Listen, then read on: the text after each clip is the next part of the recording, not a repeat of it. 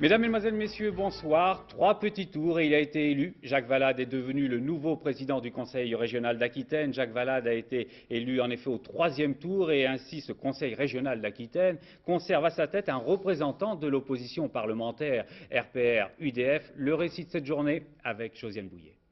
10h10 ce matin, la séance est ouverte. Elle est présidée par le doyen d'âge Raymond Brun, élu UPF de Gironde. Brève allocution, pas d'autre prise de parole, appel à candidature. Le premier tour peut commencer. En piste, 7 candidats, chaque liste présente a désigné le sien. Jacques Colombier, élu girondin du Front National, qui aligne 8 élus. Henri Emmanuelli, président de l'Assemblée nationale et du Conseil général des Landes, le PS a 20 élus à la région. Roger Gors, élu de Dordogne pour le PC, qui totalise 6 élus. Le candidat de Génération Écologie, 7 élus, et le bordelais Pierre Urmic. Autre écologiste, autre girondin, Jean-Hervé Lebars pour les Verts, qui ont 2 élus.